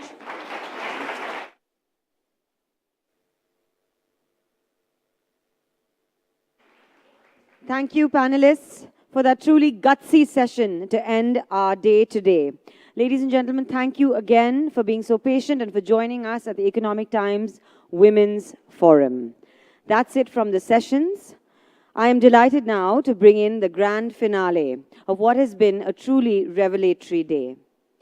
To conclude this evening and help us unwind, as we did with the Nagaland Chamber Choir this morning, please join me in welcoming a multiple award-winning singer, actor, and composer who has won international acclaim for her unique brainchild, the Sufi Gospel Project, which blends the many voices of faith to create one universal voice.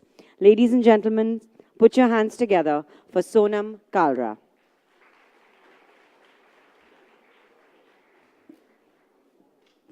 Thank you so much. Good evening. It's truly such an honor to be here today amidst such an incredible lineup of women speakers, thinkers, and dreamers. And I think there were some men as well, right? I'd like to thank, before I start, Prabhat Chandran, the Economic Times, Facebook, and Teamwork Arts for asking me to be a part of this very special event, this movement, which I believe is a movement for change. So before I sing this evening, here's something I'd like you to try.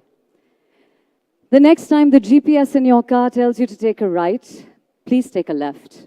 Do it. Just do it even though everything tells you not to, including the annoying voice on your GPS. Please just do it. You may get a little lost, but chances are you'll find something. something that you never knew existed.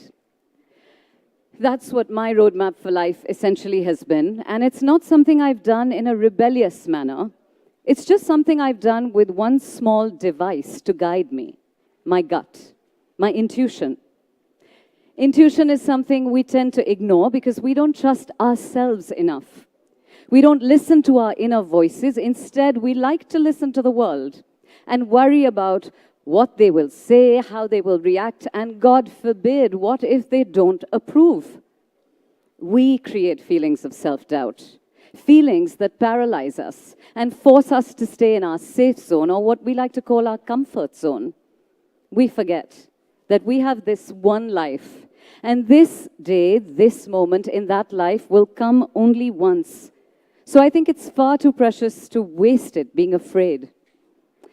I think that sometimes the first step to realizing who you are and what you want to be, to achieving your dream, is really quite as simple as saying it out loud, believing that you are the dream. 9 years ago, I said it out loud. I said, I am a musician. It was a little bit different from saying I'm an alcoholic, which, don't worry, I'm not. You know, when I said I am a musician, everything changed. My life changed, and today I can say I am finally home. I didn't start out as a musician, even though I was learning when I was very young, but I started as a graphic designer, and it was a job I loved and I was doing well at. So when I finally decided to quit one day, everyone was really surprised, including myself. I had been studying music alongside my job, but the long hours of advertising didn't allow me to give it the kind of practice or the time that it deserved. So one day I thought, that's it. It's time to follow my dream, and I quit. Almost as soon as I quit to study music, the best thing happened. I lost my voice for a year. I got laryngitis, I got pharyngitis, I got nodules, you name it. But I didn't give up. I battled through it, and I eventually got my voice back, and I was able to start singing again. And just when I thought things were going really well, my mother was detected with cancer, 4th stage, lung cancer. Something I find really hard to deal with even now. And my life fell apart because she was my best friend, my backbone, and she was my soulmate. She is my music. A year of radiation, chemotherapy, and alternative medicine later, she did get better, but I couldn't sing. I'd lost my voice again because my heart was so heavy with sadness. And that's when theater came into my life. And I decided to try and channel my emotions through theater. And my experience with theater taught me so much. It taught me one of the most important and valuable lessons in my life. It taught me that as long as there is truth in the moment, there will always be beauty. It taught me to stop worrying so much about failure and success and the pursuit of perfection, and instead to spend more time in the search of the truth, in the search of my truth, in the search of our truths. Even though, as I said, I was fortunate enough to start learning Indian classical music when I was a child, from teachers anyone would have given their right arms to learn from, I think it took me so long to come home to music, to truly start creating music, because I first wanted to have something to say, something that I needed to say, my story to tell. One of my teachers once told me, she said, to sing, you have to have lived. And though I didn't understand it then, I do now. I think I have lived a little. I've lived through the 1984 riots, where we were targeted, only because we belong to the Sikh religion. I have lived through the violence, the fear, the hatred, and the not understanding why we were made to feel different just because of a label of religion. I've lived through the Asian tsunami where my husband and I were underwater, holding onto a tree trunk and watching people around us get washed away. I have lived through the miracle of my father surviving an illness where every doctor had given up because every single organ had failed, and I know it was faith that got him through. I've lived through watching my mother battle cancer so bravely and so positively, and I have lived through the hardest of them all. I've lived through watching them both die within 2 years of each other, far too early. So I've lived through questioning God, and I've lived through questioning belief, questioning religion, and how it is supposed to unite, yet it divides us. I have lived through accepting, learning, and letting go. and finding through it all a different kind of God, a different kind of faith, a different belief in people, in God, but in finding God within people. And finally, I do have something to say, and it's called the Sufi Gospel Project. The Sufi Gospel Project is an attempt to blend the many voices of faith through music, poetry, prayer, to create one voice, a universal voice of faith. Even though I'd been singing Indian classical music, I found myself drawn to gospel music a few years before this project was born. And the one thing that I would always get asked after I'd sing a gospel music concert is, why does a girl who belongs to the Sikh religion sing Christian bhajans or gospel music, as it's called? How can you sing the music of another religion, I would get asked. And it made me wonder, why do people get so uncomfortable when someone breaks the norm, when they cannot slot you or put a tag on you? Because let's face it, inherently we as people, we love labels and genres and things that fit in neatly where they're meant to. Like a well-organized, sort of categorized email inbox, you know, everything in the place that it's supposed to be under certain labels. Our perception of organized religion works in much the same way. You're Hindu, I'm Sikh, he's Muslim, someone is Christian, someone else is Jew. Labels, you know, it makes us feel really safe to be able to label everyone. Religion puts you nicely in a little box with a neatly placed label. It then puts these boxes one on top of each other into larger containers, groups them, stacks them up so that one pile finally tips over and causes a domino effect, and then we all know what happens. All hell breaks loose. Just take a second to look at the person on your right or your left. Chances are you're not going to be able to tell who goes to which place to pray, and the fact is, it shouldn't matter either, because the truth is that many different hallelujahs and many different calls to God can and must exist in harmony, which is exactly what Sufism means, an acceptance of all humanity as equal. Gospel, the truth. And so that's when I thought, why not create through music a new truth by blurring these very, very solid lines between religions? Why not talk about acceptance of all truths as equal through music?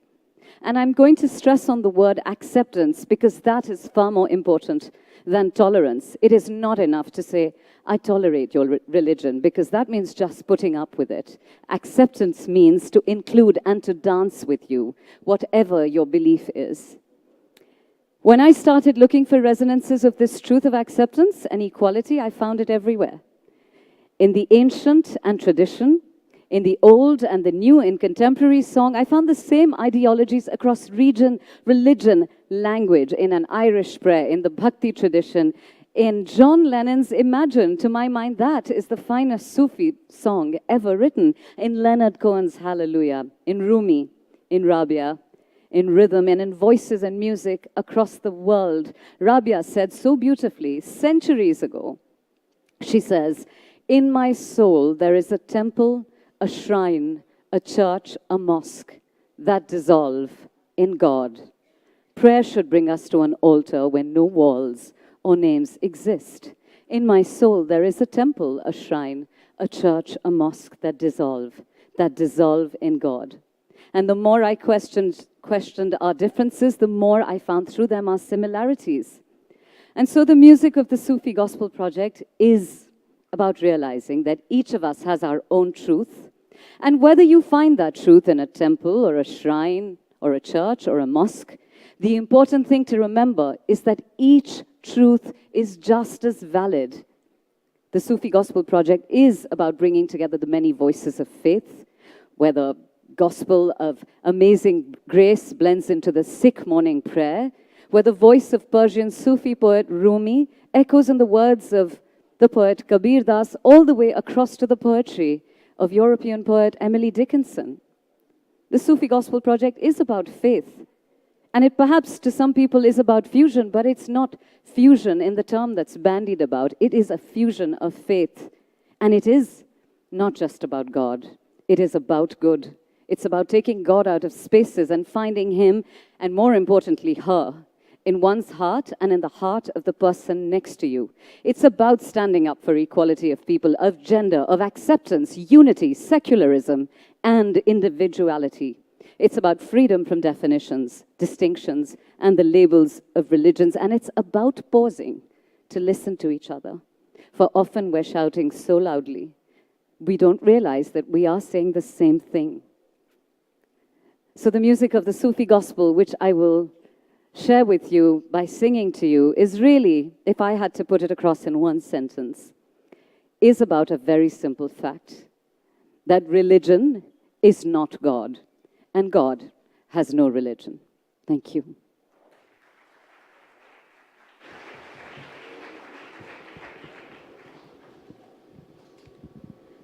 So the first piece, wow, okay. That's my music mic. So the first piece that we will present to you is about speaking out. It's about using your voice to make a change, because the greatest injustice you can commit is not using your voice to speak out against injustice. And I really believe if one voice speaking out against injustice can be powerful, then the power of our collective voices speaking out is even greater. So in the words of the legendary poet, one of my greatest inspirations, Faiz Ahmad Faiz, बोल के लब आज़ाद हैं तेरे, बोल के लब आज़ाद हैं तेरे, बोल ज़बां अब तक तेरी है, तेरा सुतवा ये जिस्म है तेरा, बोल के जान अब तक तेरी है. Speak out, because your lips, they are still free. Speak out because your tongue, it is your own. Your body is your own. Your life, it is your own. Speak out, speak out, speak out.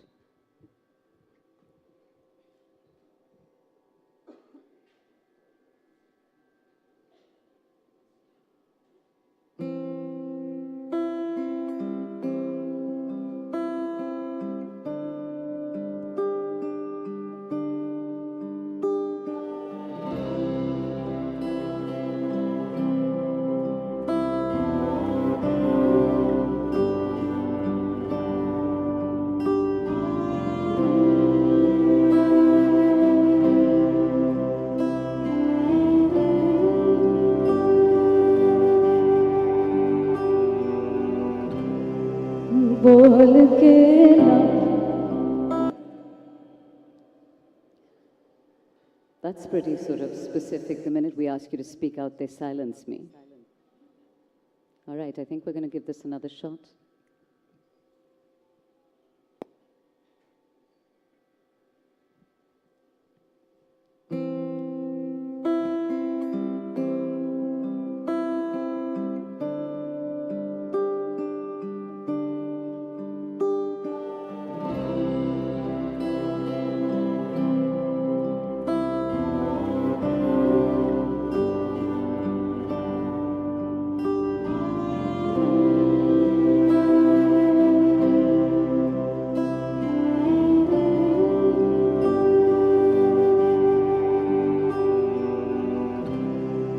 बोल के लब आज़ाद हैं तेरे, बोल ज़बां अब तक तेरी है, तेरा सुतवा जिस्म है तेरा, बोल के जान अब तक तेरी है, बोल के लब आज़ाद हैं तेरे, बोल ज़बां अब तक तेरी है, तेरा सुतवा जिस्म है तेरा, बोल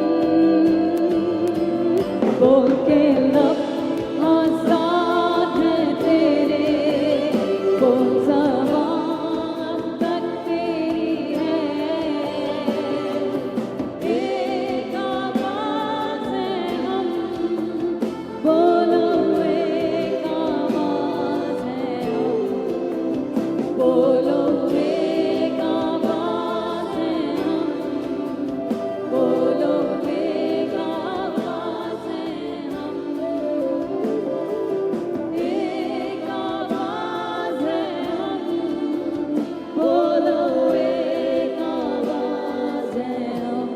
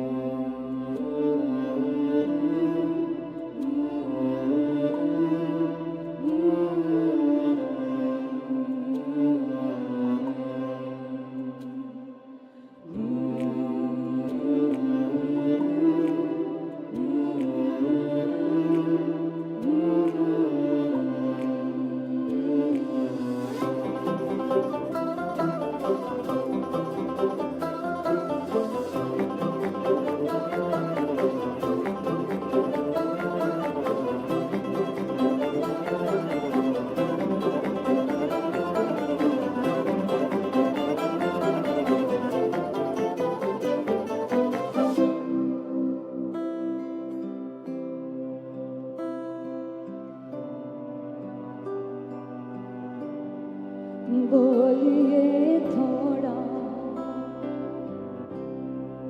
वक्त बहुत है, जिस्मो ज़बान की मौत से पहले बोल के सच जिंदा है अब तक, बोल जो कुछ कहना है कह ले,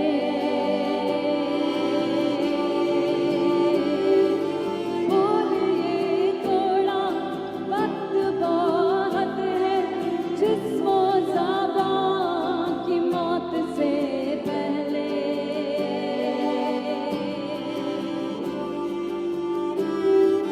बोल के सच जिंदा है अब तक, बोल जो कुछ कहना है कह ले, बोल के लब आजाद है तेरे, बोल ज़बान तक तेरी है, एक आवाज़ है हम, बोलो एक आवाज़ है हम, बोलो एक आवाज़ है हम, बोलो एक आवाज़ है हम, एक आवाज़ है हम, बोलो एक आवाज़ है हम, बोलो एक आवाज़ है हम, बोलो एक आवाज़ है हम,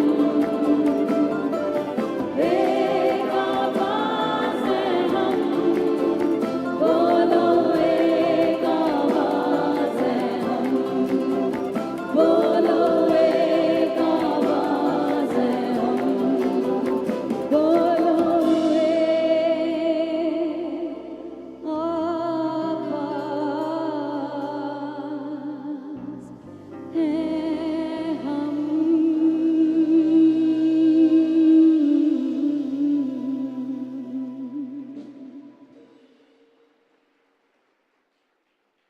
Thank you. Thank you so much. The next piece we will present to you is something, again, from the Sufi Gospel Project. And as I said to you, when we were looking for resonances, we found them everywhere. And we found this resonance in the poetry, and I will say poetry because to my mind, he was one of the finest, not just singer-songwriters, but poets that this generation has known. I found this in the words of Leonard Cohen. And apparently he was so inspired by this beautiful thought that he was conveying in this song that he wrote close to 80 verses of the song. We added a verse. We will not be singing all 81 of them tonight, lucky for you. So you can actually go out and have that cup of tea that you're perhaps waiting to have. But this is called Hallelujah. And it conveys a very simple yet very pertinent thought that many different hallelujahs, many different calls to God can exist in harmony.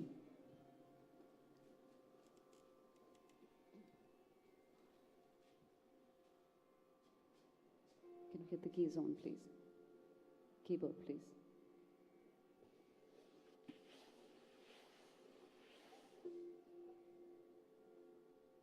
Could we get the keyboard on, please?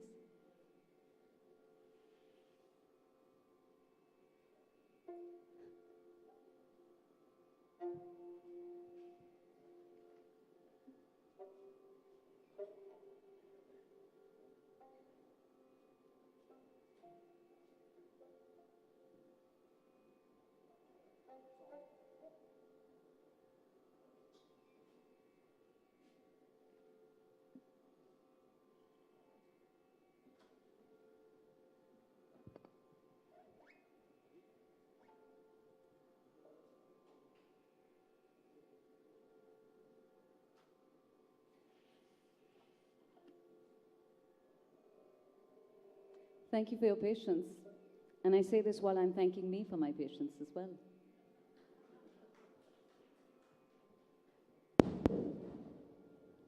I think that was the voice of God, the clap of thunder.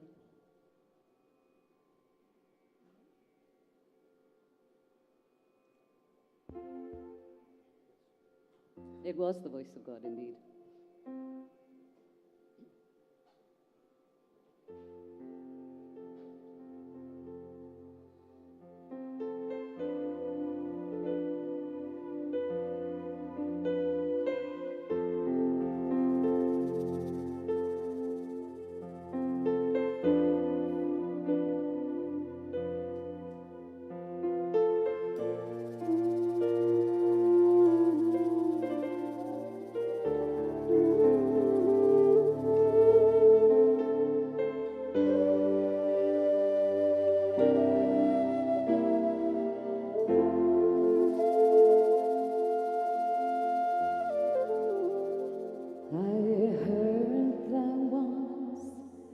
A secret chord that David played, and it pleased the Lord, but you don't really care for music, do you?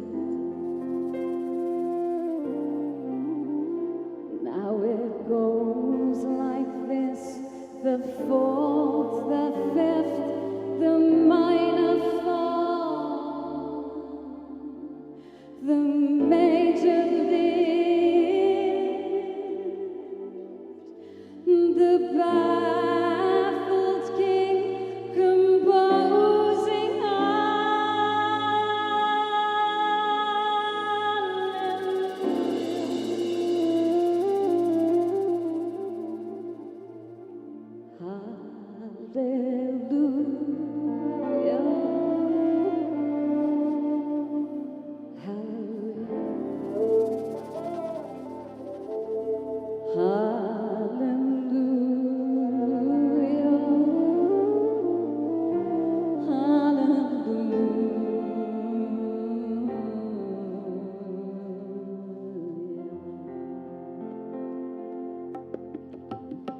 Your faith was strong, but you needed proof.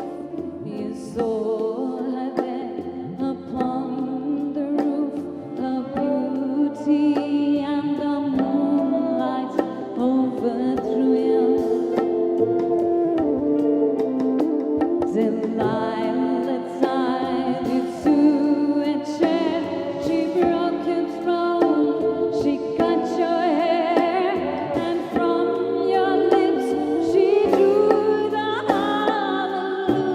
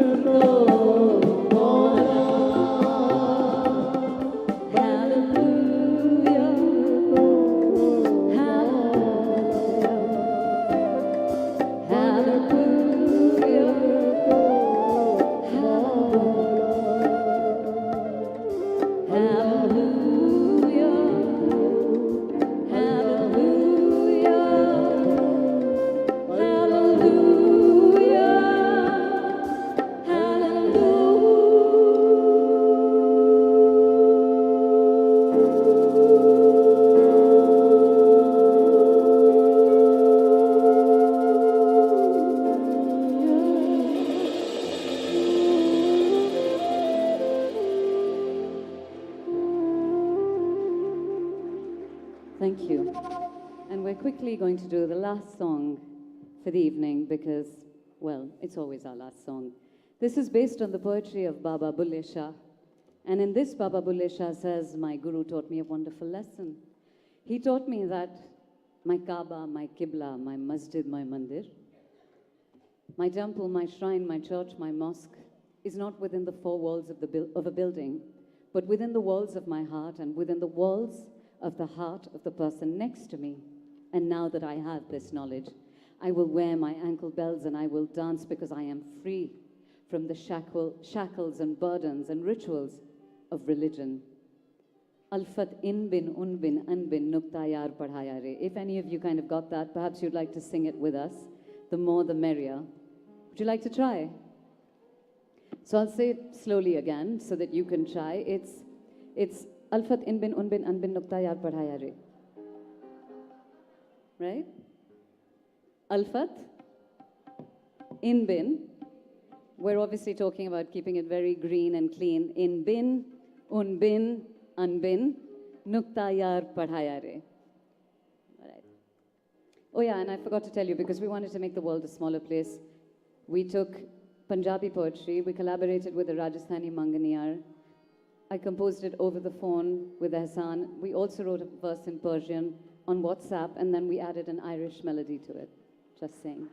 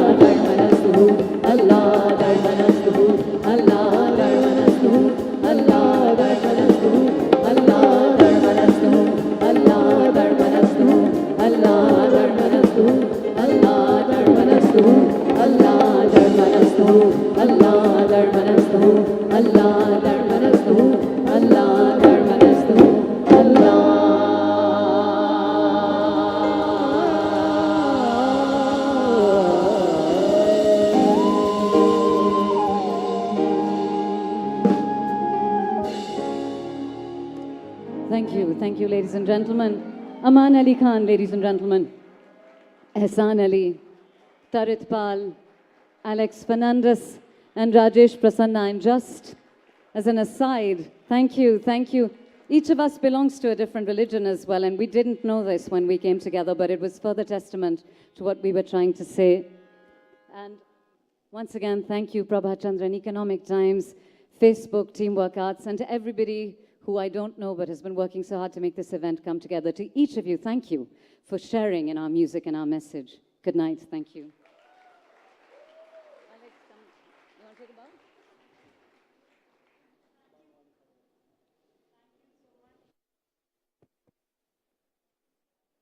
Thank you. Thank you, Sonam. Sonam Kalra, ladies and gentlemen, and her fabulous musicians. Thank you for transporting us right out of the regal room of the Trident to a different realm altogether. A fitting farewell on this very, very enriching day. Please join me, ladies and gentlemen, in offering a round of applause to Facebook for having supported us on this noble endeavor. To Prabha Chandran, the forum curator, for putting together a fantastic group of speakers, and to Teamwork Arts for putting together a wonderful experience. A big thank you finally to all of you, a responsive, informed, and such a generous audience. Keep spreading the word of the Economic Times Women's Forum 2018 by tagging us on your Facebook memories with, of course, the hashtag ET Women's Forum. Let's end the day by raising a toast to the power of 500 million, especially those women who aren't in this room with us today, who aren't as privileged as us. Please join us for cocktails and more conversations. Thank you and see you next year.